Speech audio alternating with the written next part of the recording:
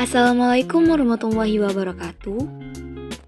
Saya Nureski Kermisa dengan NIM 203210089 dari kelas 5C Program Studi Manajemen Pendidikan Islam Fakultas Tarbiyah dan Keguruan Universitas Islam Negeri Sultan Taha Saifuddin Jambi.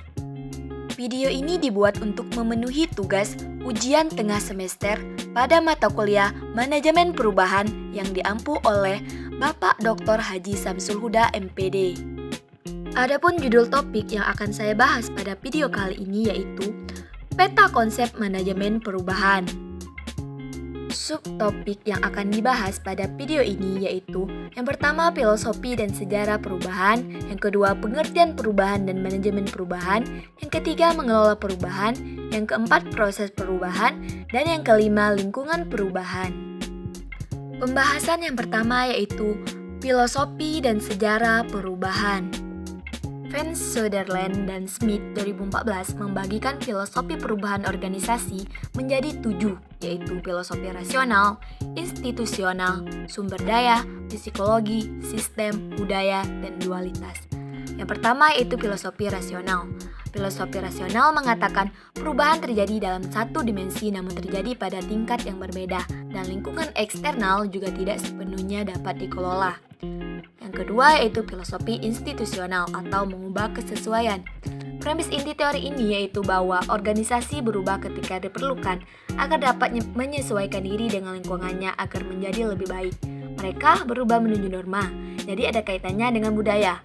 Dampak pengaruh budaya terhadap struktur formal dan pengambilan keputusan membentuk perbedaan utama antara teori tradisional dengan teori kelembagaan baru. Yang ketiga yaitu filosofi sumber daya. Filosofi sumber daya mengatakan bahwa kemampuan organisasi untuk memperoleh dan memanfaatkan sumber daya yang berharga akan menentukan keberhasilan dan keberlangsungan kompetitif berkelanjutannya. Jadi, perubahan tidak hanya bergantung pada bagaimana sumber daya menyatu dan berkembang, namun juga pada cara sumber daya tersebut dikonfigurasi ulang dan digunakan kembali seiring berjalannya waktu. Yang keempat yaitu filosofi psikologi atau mengubah pikiran. Filosofi ini berfokus pada pengelolaan pengalaman traumatis dan halus. Yang kelima yaitu filosofi sistem. Teori-teori dalam filsafat ini mempunyai kesamaan asumsi bahwa perubahan tidak dapat dipisahkan. Dalam filosofi sistem ini, jika sesuatu berubah, pasti selalu ada dampaknya terhadap orang lain. Yang keenam yaitu filosofi budaya. Filosofi budaya telah memberikan kontribusi yang signifikan terhadap perubahan organisasi dengan mendorong para pemimpin perubahan untuk berpikir secara hati-hati mengenai mekanisme intervensi yang mereka terapkan. Seperti dalam filosofi sistem, para ahli teori budaya mengatakan bahwa perubahan di satu bagian organisasi pasti akan berhubungan dengan bagian yang lainnya. Dan yang terakhir yaitu filosofi dualitas. Pendekatan tradisional dan positifis yang memandang pengelolaan dan perubahan sebagai pengalihan yang menyusahkan dan sederhana untuk dikelola secara bertahap, tidak mempunyai konsepsi yang baik tentang unsur-unsur perubahan yang muncul. Selanjutnya sejarah perubahan. Sejarah perubahan sudah dimulai sejak manusia hidup di muka bumi ini yaitu sejak zaman Nabi Adam alaihissalam. Manusia secara alami mengalami perubahan fisik dari bayi menjadi anak-anak, remaja, dewasa, dan menjadi tua, yang mana di setiap tahapan perkembangan tersebut mengalami perubahan. Perubahan yang terjadi pada perilaku manusia disebut dengan perubahan alamiah. Perilaku manusia akan selalu berubah dan sebagian perubahan itu disebabkan karena kejadian alamiah, seperti perubahan perilaku yang disebabkan karena usia seseorang. Pembahasan yang kedua yaitu pengertian manajemen perubahan. Perubahan dapat dimaknai sebagai beralihnya keadaan sebelumnya atau the before condition menjadi keadaan setelahnya atau the after condition. Manajemen perubahan adalah suatu upaya yang dilakukan untuk mengelola akibat-akibat yang ditimbulkan oleh perubahan yang terjadi di dalam suatu organisasi.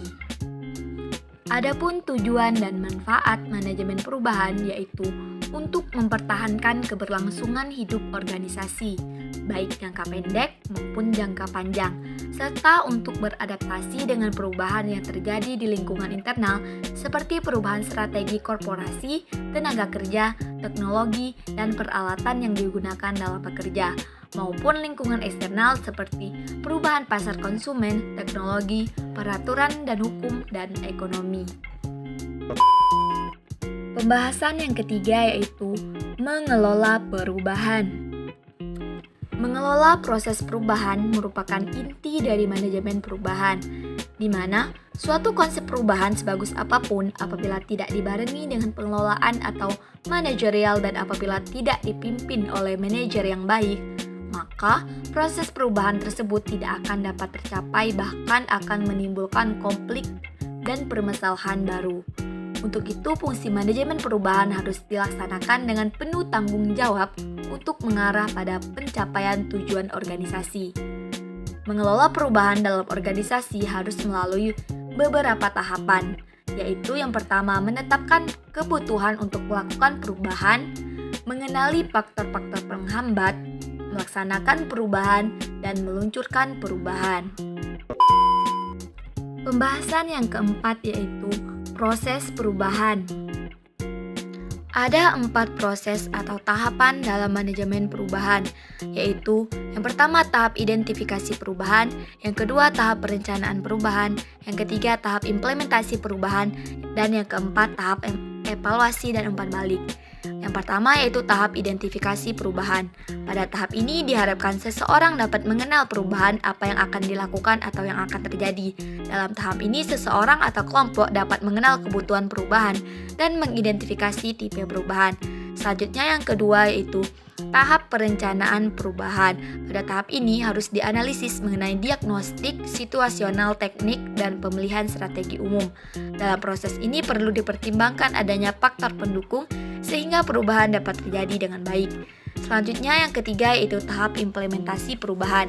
Pada tahap ini terjadi proses pencairan perubahan dan pembekuan yang diharapkan. Yang pertama yaitu unphrasing atau pencairan, yaitu mencakup tindakan membantu orang-orang untuk meyakini adanya kebutuhan akan perubahan serta mengingat bahwa kondisi yang berlaku tidak sesuai.